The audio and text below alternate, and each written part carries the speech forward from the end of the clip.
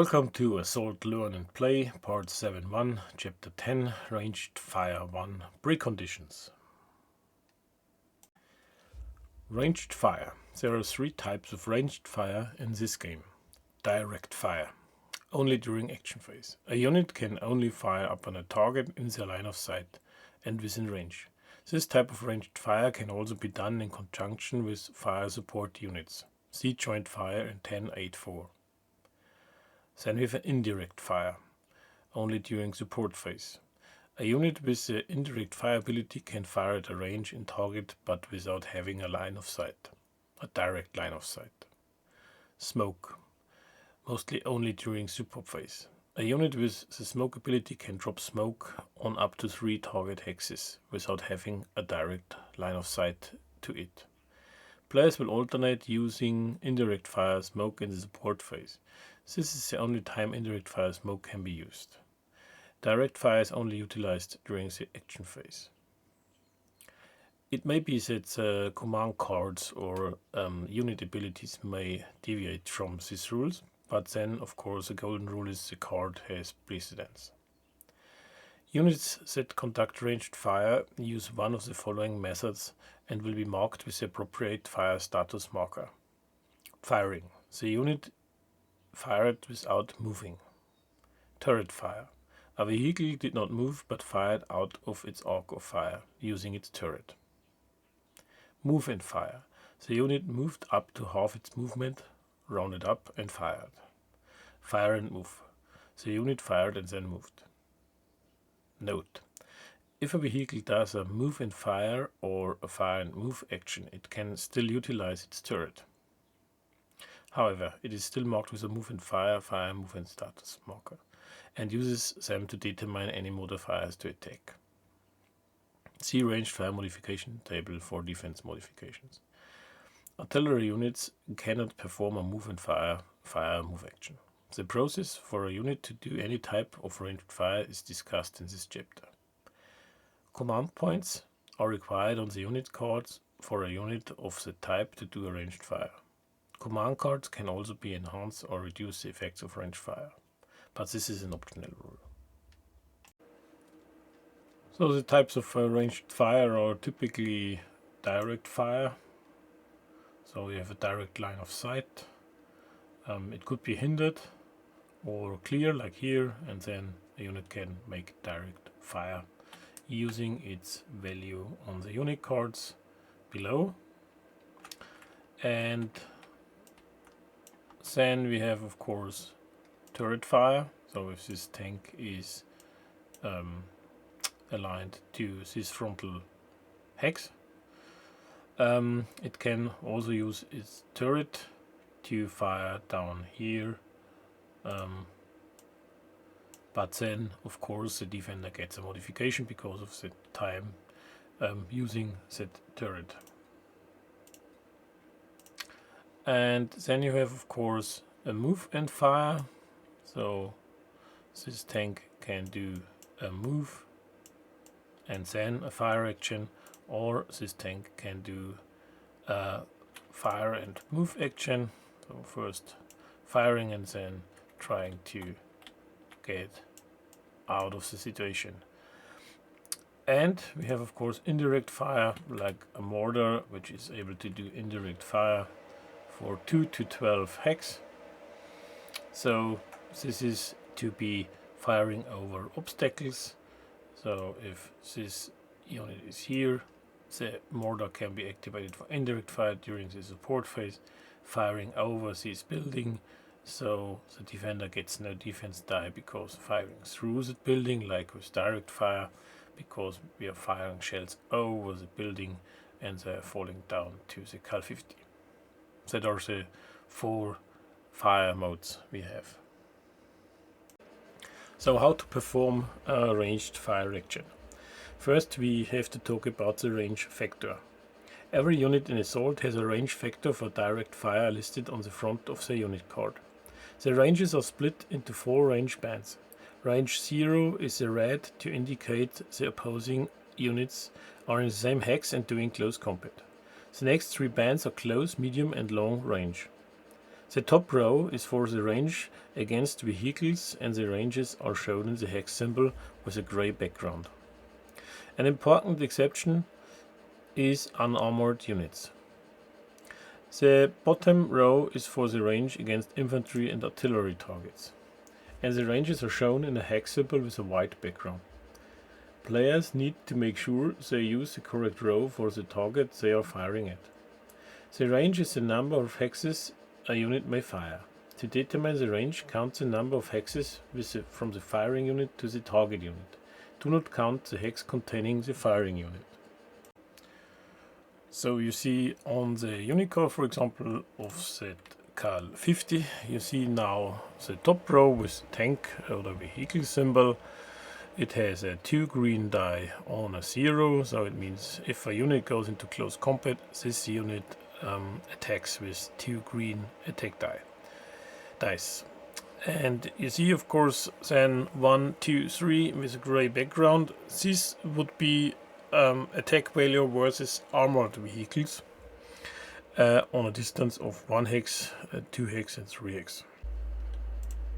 And versus artillery, infantry and unarmored units, you have here 3 distance bands from 1 to 4 hex, which is close, 5 to 8 is medium, and 9 to 11, which is a long range distance with the attack dice.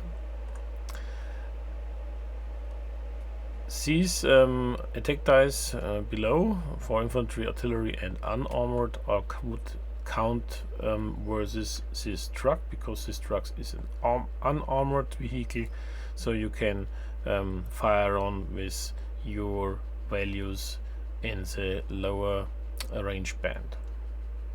So how to count distances in the game? Of course, you have to count not including the hex in which is your firing unit. You have to take the hex adjacent, so this is 1 and 2, so the rifles are in a range of 2. So I would take the distance range band 1 to 4 with 2 red and a yellow die. And of course we can shift this here. Now we have a range of 1, 2, 3, 4, 5, which brings us into the medium range band with 1 red, yellow and 1 green die. So that's how the range factor is figured out. Next thing is to talk about the line of sight, LOS. As a general rule, the line of sight range is unlimited, unless otherwise stated in the scenario rules. A line of sight can either be clear, hindered or blocked. A clear line of sight is optimal for a direct fire on enemy units. A hindered loss for direct fire lowers the chance of a successful hit. Direct fire is prohibited if line of sight is blocked. Line of sight is only important for indirect fire when working out of if a target can be spotted. So on the picture you have some examples for line of sight is clear, line of sight is hindered by the brush, and line of sight is blocked by heavy forest. A line of sight can be hindered or blocked by certain terrain types in smoke. Players should consult the player's aid to check which is which. Terrain types that hinder line of sight are indicated by a shield symbol defense die in the line of sight modification column. Terrain types that block line of sight have blocked in that column. Units and loss. Units, whether enemy or friendly, never block loss or act as hindrance. Checking line of sight. It is best to have a ruler, a laser level or a piece of long string handy for checking line of sight. To find whether the loss is open, hindered or blocked, trace the path from the center of the firing unit's hex to the center of the target's hex. This is the line of sight. Note: when decided if a loss is hindered or blocked, the terrain type of a hex is defined by the map tile illustration that takes up the majority of the hex, even if it doesn't fill the whole hex. Exceptions to these are buildings. As the majority of a building is illustrated in a hex, it affects the line of sight. Peripheral amounts of trees, brush, etc. that appear on the edge of hexes do not define the terrain type. Players should apply their common sense here. If there are no smoke markers or terrain types that hinder or block loss along this path, the loss is clear. If the loss traces its path through one or two smoke markers or terrain type that hinders loss, the loss is threatened as hindered. If there is any combination of 3 or more terrain hexes that hinder loss smoke markers in the path, then the line of sight is blocked. If the loss is traced through a terrain hex that blocks line of sight, e.g. heavy forest, then the loss is blocked. If the line of sight is traced along hex sides where blocking terrain is present on both sides of the same hex side, the line of sight is considered blocked. If line of sight is traced along a hex side where blocking terrain and hindering terrain or smoke are present along both sides of the same hex side, the line of sight is considered hindered. If line of sight is traced along hex side where blocking terrain and clear terrain are present along both sides of the same hex side, the line of sight is considered clear. If line of sight is traced along hex side where hindering terrain and clear terrain are present along both sides, the line of sight is considered clear. See the column loss modification on the terrain chart for defense dice modification. So line of sight is traced from the center of one hex to the target hex. So I draw a line now from the center to this hex, starting to a possible target hex. And therefore we can now figure out the line of sight. As in the note is stated that the majority of the illustration is taking precedence for what is hindering or blocking or what is a clear line of sight.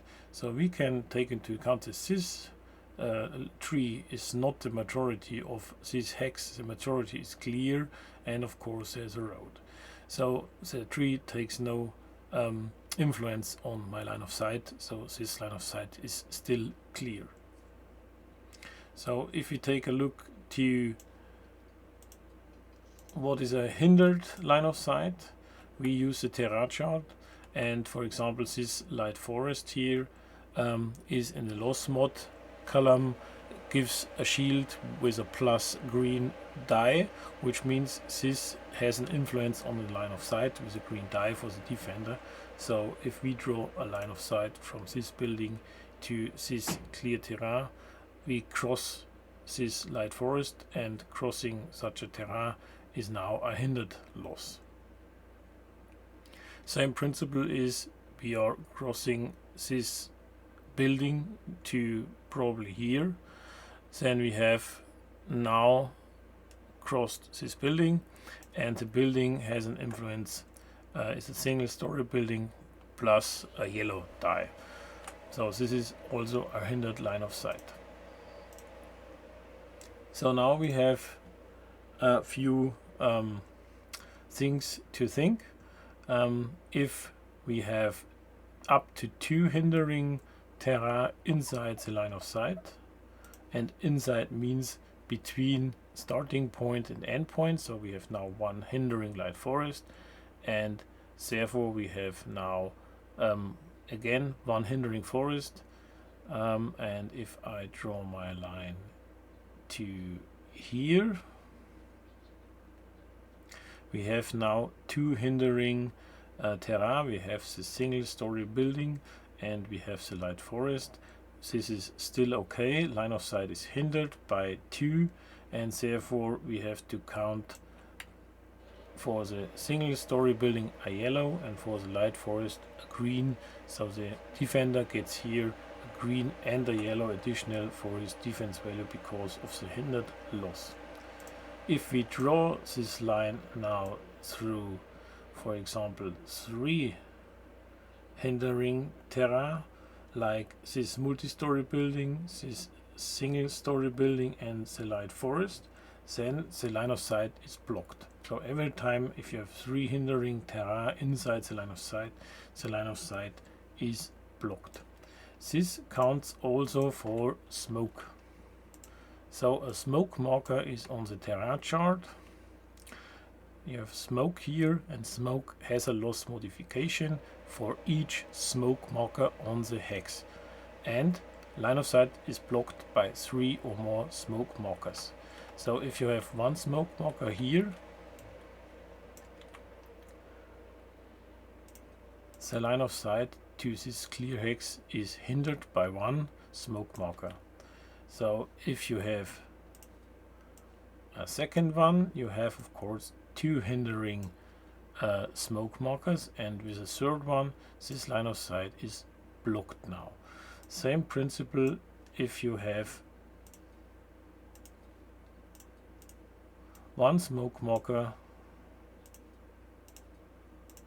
If you have one smoke marker in your line of sight and you want to draw this line of sight here, you have one smoke marker which is one hindering terrain, then you have one single story building, so you have two. So this is a hindered line of sight. You can still perform ranged fire, but for the defender he gets defense bonus, of course. So now we have special cases in the game drawing alongside hex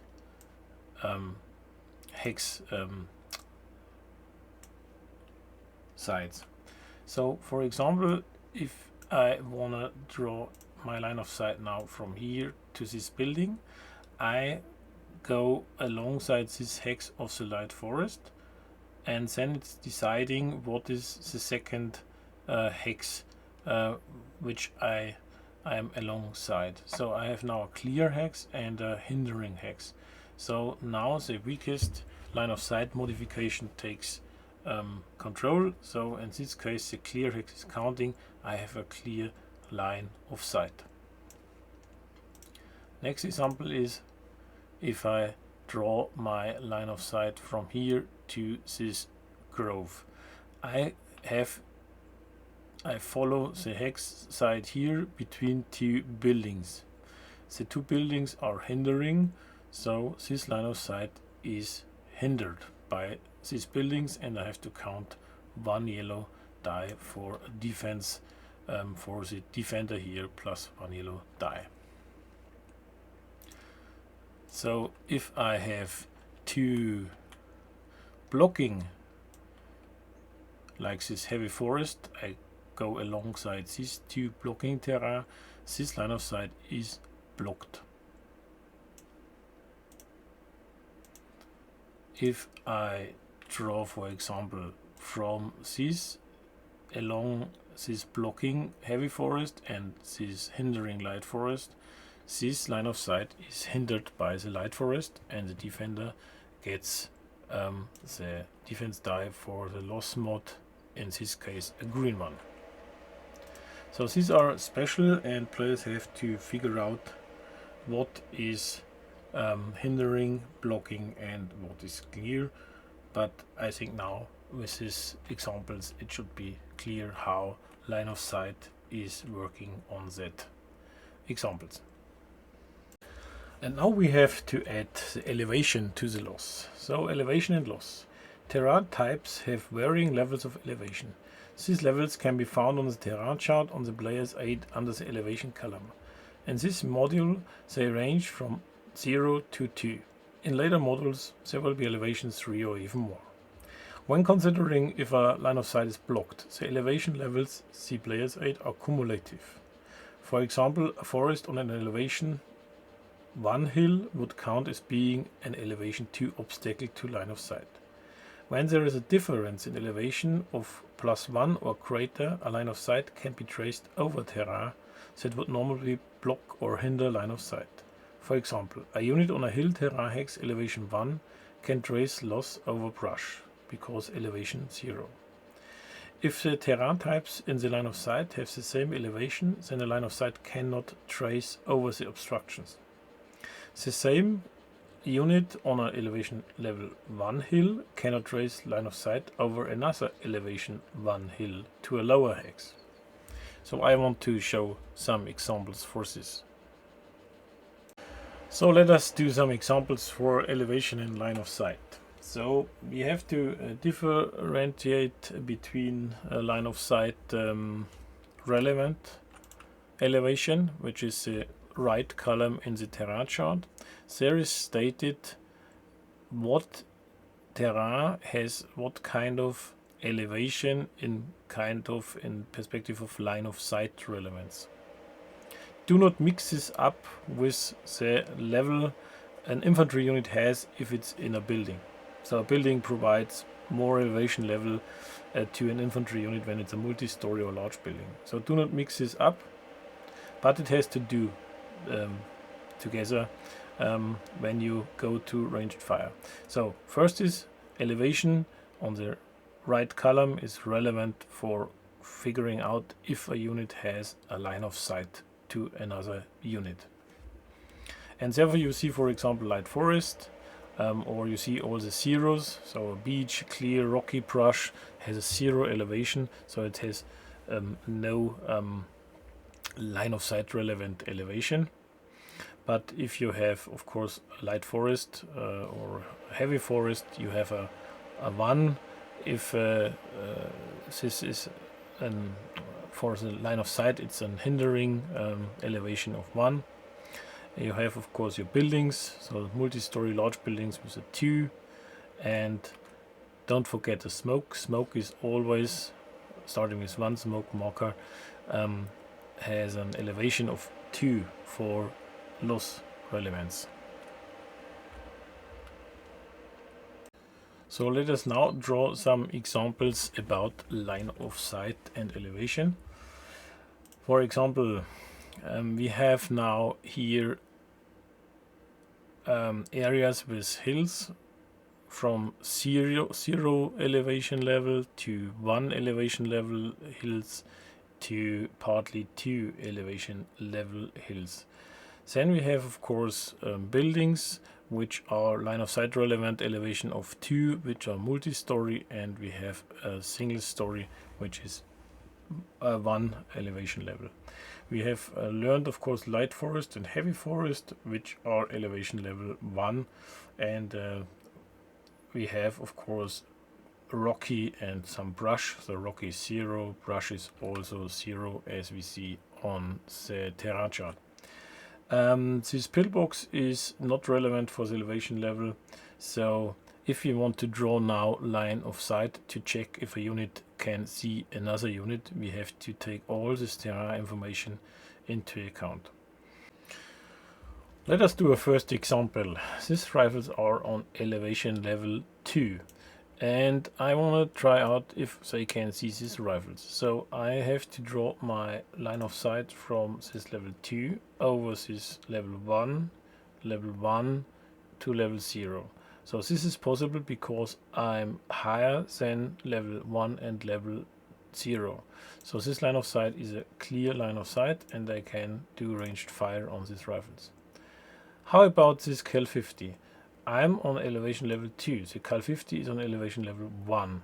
So I draw a line again over elevation level 1 hill, but for line of sight you have a light forest here, which is 1. So this light forest is on elevation level 2 and is a hindering terrain, which provides the defender here a green additional die.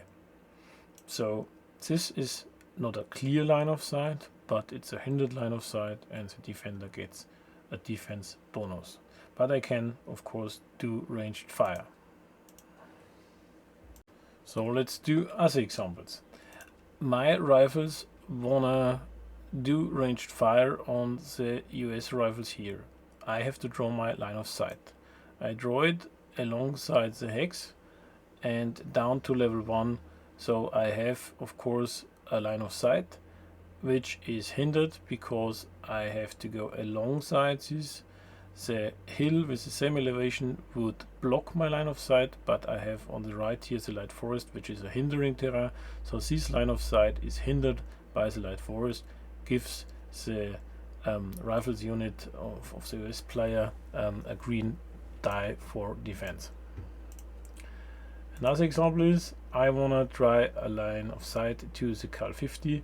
I have to go here over this level 2 hill again, which is adjacent in my line of sight, and I have now a blocking terrain because I'm on level 2, this is level 2, I cannot see over this second level 2, so I have a blocked line of sight to this Cal 50. It's not possible to perform ranged fire.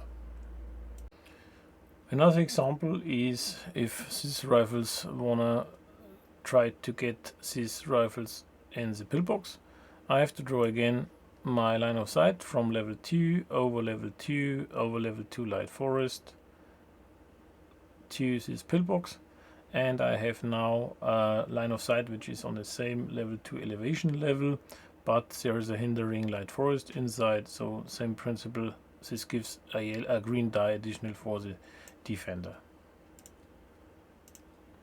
I want to try to catch up this Cal 50, so I'm starting with level 2 and then level 2, level 1 and to level 1 here is Cal 50, but this line of sight is blocked because I cannot look over this adjacent level 2 hill in my line of sight. And now I make a next example. I have the Cal 50 here on the hill level 1 in a heavy forest, so it's considered to be on level 1. And I draw a line of sight to the machine gun beside the building, and I draw it to this heavy forest on level 0. So the heavy forest has a line of sight relevant elevation of 1, so I have a hint, I have it blocked. So because I cannot draw over a same elevation line of sight level, and because the heavy forest has a 1, this is to be considered blocked line of sight. In this situation, the Cal 50 is on level 2 and draws a line of sight over the elevation level 1 hill through the light forest on elevation level 1, which is then elevation level 2 for line of sight. So it's a hindering light forest over the building, which is level 1, and I'm on 2, so I look over that building. So I have one hindering terrain, the light forest, inside the line of sight, and I can draw the line of sight here. So as a last example, I want to provide this topic again with elevation levels. This rifle is in a multi-story building on a level 1 hill, so it's considered with a multi-story +1 for infantry units, so it's on a level 2 now. And if I'm higher +1 or more than my terrain, which is inside the line of sight, I can look over it. So I can look over this level 1 hill down to 0 to these rifles. I can look over down to here to the Cal 50, and I can look over these level 1 hills down to 0 to this Cal 50, because I'm much higher with level 2 than all the terrain which is in between the line of sight. So to conclude the topic elevation and line of sight, it's again important to differentiate between, is an unit able to draw a line of sight to an enemy unit because of elevation and hindering terrain and blocking terrain. And if yes, if you have a line of sight to an enemy unit which is hindered or clear, then you're able to do ranged fire. And then it's important to figure out, if you have a hindered line of sight, what are the modifications to the defender's defense dice because of firing through hindering terrain. That is a different thing to figure out. But first, of course, it's important to have a line of sight. If you checked your line of sight and you have a clear or hindered line of sight, then you have to figure out if a unit has to spot an enemy or it's automatically spotted.